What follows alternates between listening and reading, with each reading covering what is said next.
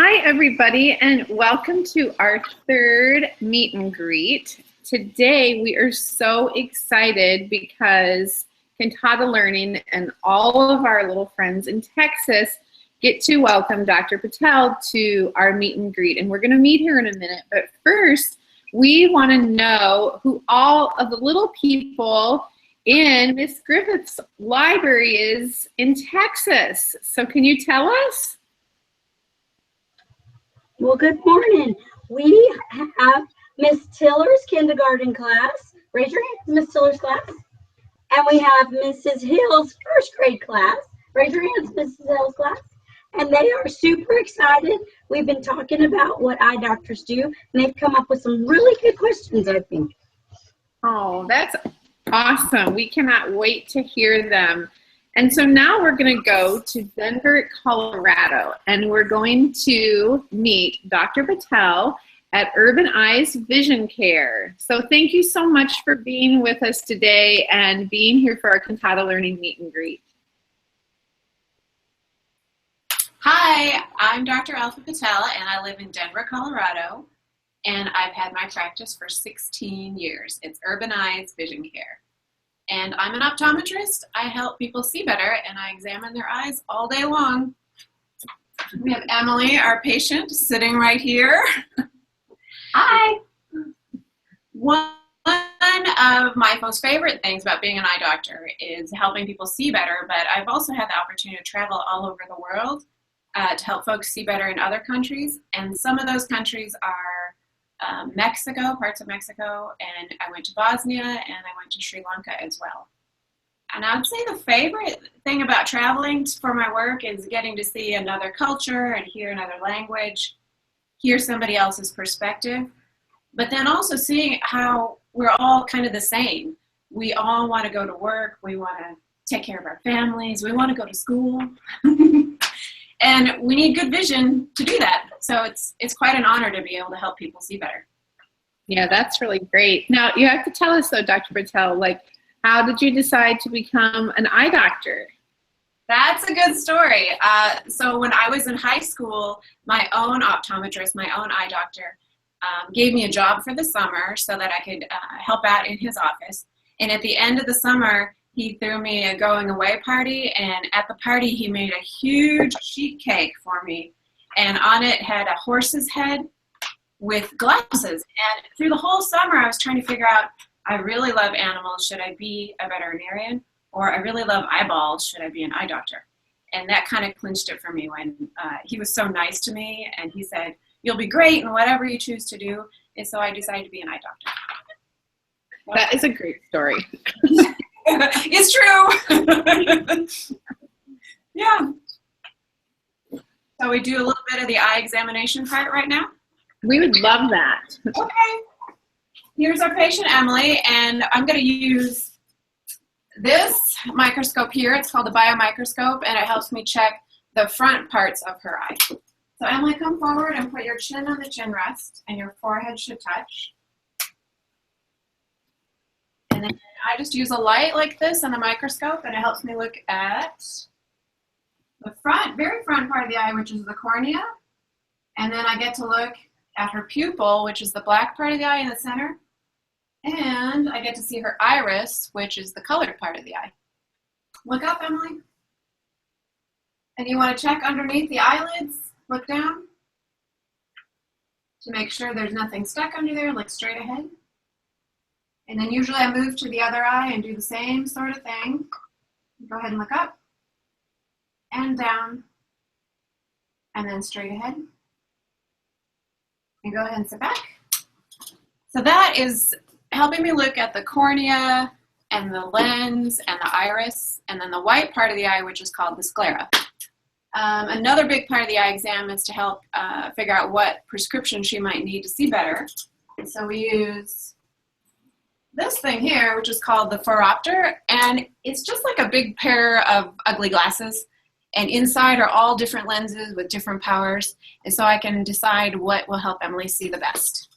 Sit back all the way, Emily. And then you're going to look through here, and there's an eye chart behind me on the wall that she can see, And usually I'll ask her which choice is better or worse, and then she can help me decide what will work best for her. Everything's a little fuzzy in there right now? A little bit fuzzy, yeah. Well, let's see. How about, do you like choice 1 better or choice 2 better? Choice 1. And do you like 3 better or 4 better? 3, definitely. And then can you see any of the letters out there? I can. What do you see? F, Z, B, D, 4. Good job. So then I just look at the numbers that are in my little machine in the 4-opter, and I write those down, and then that's her prescription. And then we make glasses for her to help her see better. And I like going to the eye doctor because it's a doctor that never hurts you. I just look through the machines and she makes me see better. And yay! Never any shots, never anything like that. It's fun. It is. Usually at this part of the eye exam, I would put some eye drops in, and they feel a little bit cold and a little stingy, maybe for about 10 seconds, and then that's it. And then they help dilate the eye. And dilation is where the pupil, the black part of the eye, gets really big, and it doesn't hurt or anything. And then it lets me look all the way to the back of the eye to make sure everything is healthy. We can go in the other room and start to look at the back of the eye if you want. Follow Emily back down the hall. First room on the right. And Warren is in here, and he's going to help take a picture of Emily's eye. Hi, guys. All right. Hi, Warren. So if you want to just put your chin there, Emily, and your forehead all the way up, and I'm going to choose your right eye, you're going to see a couple of rectangles stacked vertically in there. I do. Keep looking at those guys. I'm going to get it into focus, and then there'll be a big flash of light, and there's the photo of the inside of your eye. So if you want to go around to the side, you can take a look. So this is the back of her right eye. And all the red that you see is the retina. It might be a little hard to see, but there's kind of a circle here of yellow. That circle coming in is her optic nerve. And through that optic nerve, there's a bunch of blood vessels, all the arteries and the veins that feed the inside of your eyeball. And the center part is the macula, and that's where your best 20/20 vision comes from. So it's a little creepy looking, but it's good because we're close to Halloween. You guys want to come out this way, and then we can do some questions, or we can hang out in here. It's up to you. Wherever you think would be best. You can come on out. I bet that your kids have lots of questions now after being to the eye doctor. Oh, yeah. They do have quite a few questions. Let's start with Zachary's question. Zachary, stand up and ask your question. Hold it up so that they can see it. Really? Can your eyeball really come out of your face?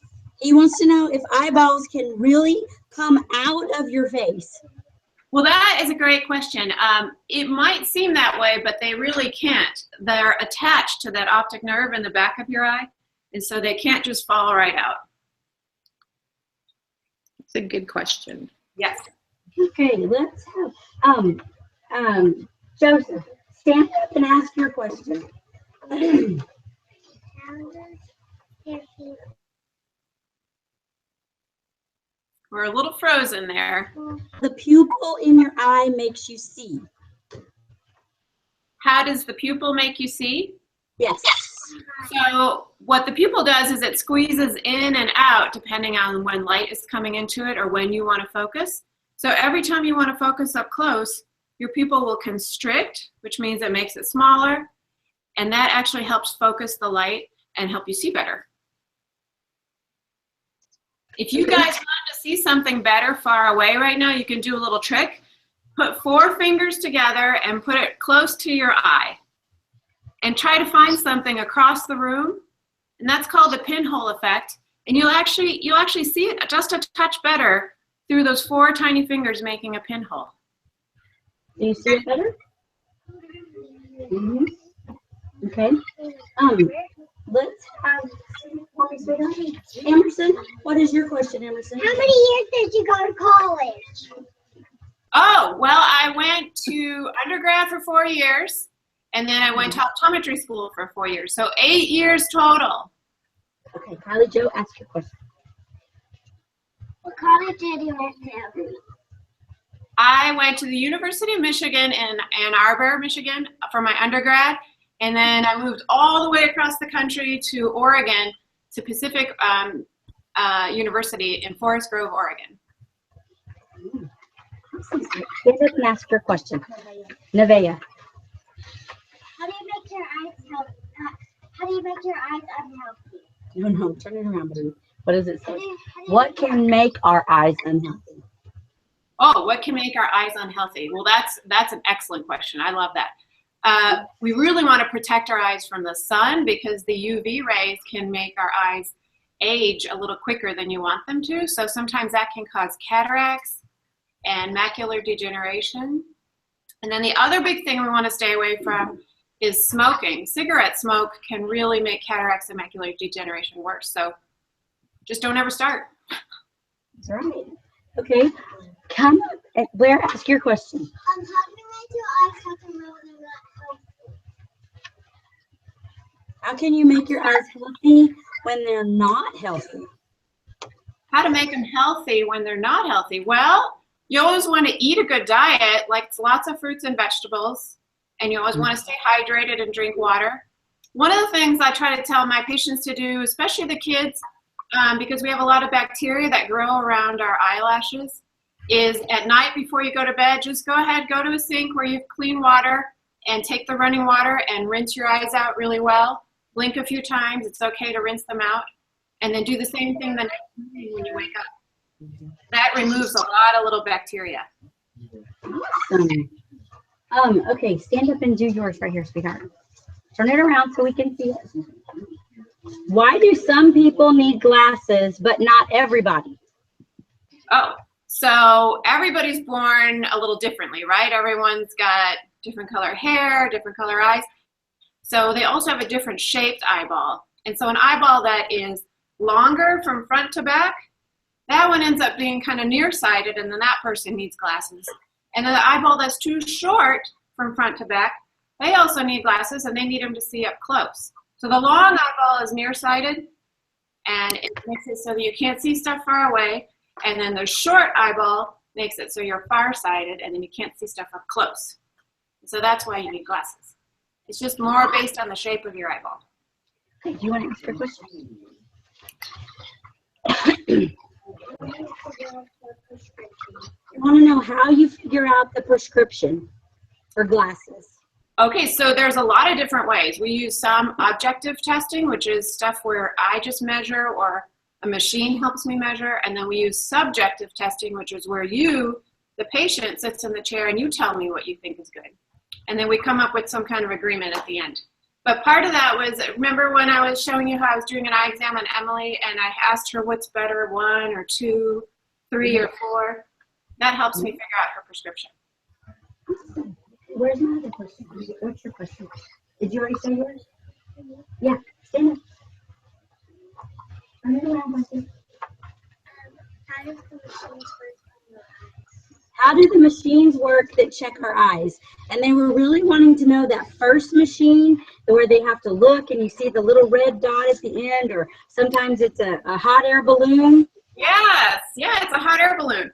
So that machine is interesting. It kind of shines a light inside the eye, and then it helps figure out kind of a ballpark of what the prescription might be by measuring the power in the eye. And it also gives more information about the curve of the front of the eye. And the curve of the front of the eye talks more about astigmatism, which is just related to the shape of the eye again. Okay. And say, okay. Why do you check people's eyes? So why do you check their eyes? And her other part was, how often should they get their eyes checked? Oh, good question.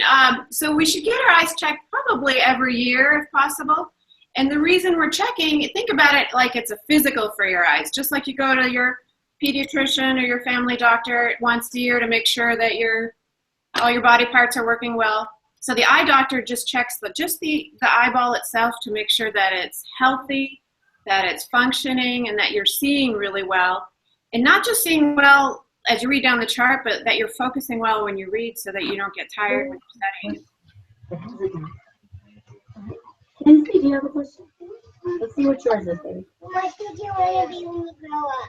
What did you want to be when you were a kid? When you were in like kindergarten?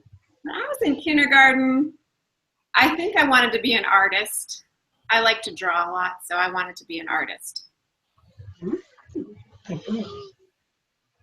What is this? How do you know how do you know if you need glasses? How do you know if you need glasses? Oh, well, if you are, maybe you're with a group of friends and you guys are looking across the street, you can't see something that they can see. Maybe you might need to get your eyes checked, or you can see fine far away, or you can see fine at school at the board, but when you're trying to read and you're really struggling, or it takes you too long to read something, then you might want to get your eyes checked because maybe they're just not focusing well up close and you need reading glasses. How old should they be when they get their first eye exam? Well, I see infants all the way up. So if there was a real problem with, like, somebody saw an eye turning or something like that on a baby, then we should get it checked right away. Or definitely by the age of, like, 3 for sure, to make sure the two eyes are working together. How many of you in here have had your eyes checked? Oh, that's great. Awesome. Now, our school nurse checks their eyes every year. So is that okay to just go to the school nurse, or should they also go to a doctor? Well, I think it's great that you guys do a screening every year. As long as, the school nurse is checking one eye at a time, that's fantastic. And no peeking during the eye exam, no looking through the fingers, nothing like that. Ideally, probably by the age of 3, even if you're doing well with the eye chart at school or at your doctor's office, you want to get to an eye doctor so that we can look all the way inside, because a lot of the eye exam is just some poking and prodding to make sure that everything's healthy. And that's all separate from looking down the eye chart. Awesome. Did we miss anybody's question? Did you ask your question? You asked your question. I think that's all the questions that we have asked so far, or that we have. Alex, did you have a question? What's your question, Alex? How does this get your eye exam? Okay, so he wants to know, how do you get an eye exam? Well, you would talk to maybe your parents and say, gosh, I don't know if I'm seeing so well far away, or maybe I'm struggling to read. And then they would make an appointment for you to go see an eye doctor somewhere close to where you live. And that's how you get your eye exam, probably. Those are such great questions. Yeah. Great answers. I learned a lot too. So that was so great. Oh, is there anything else that you'd like to share with the kids? I don't know. What do you think, Emily? Anything specifically? I think we're good. Maybe just do a shot of all the different glasses that you can choose from here at Urbanize. That's an idea. Yeah, there's so many choices, and when you're here in the office, you get to try them all on. I like those pinkish ones. Yeah, she's got great frames here in the office. Here's some bright red ones. I like those. Yeah, those are so cool. Yeah. So you can get regular glasses, like to read a book with, or like she said, to see far away with. Or I also have to have sunglasses because, as she said, we want to protect our eyes from the sun. So when I drive or I'm outside playing or reading, I wear my sunglasses. That's a smart thing. Yeah. So Dr. Patel provides me with a lot of glasses. Does anyone want to become an eye doctor? Anybody want to be an eye doctor when they grow up? I'm gonna be there. Oh, so many hands! That's awesome! Woo! I'm excited. We're going to have lots of eye doctors. That's awesome. It's a great profession. Welcome. I welcome all of you. Oh, that's fun. It's a chance to learn something new every day. What should they study in school if they want to be an eye doctor? Well, you want to study a little of everything, but you want more of a concentration in science and math, so you can get all the numbers right. Mm. But it's great. You guys would enjoy it. You get to look inside of eyeballs all the time. It's fun. Yeah, would be a good job. Well, thank you so much, Michele, and all of your kids in Texas for joining us for our meet and greet. And we can't wait to also see the stories from their community that they are creating, that you guys are creating for the Harmony Project. Give a shout out to their community. So we're excited about that too. So thank you for joining us today. Can y'all say thank you? Thank you.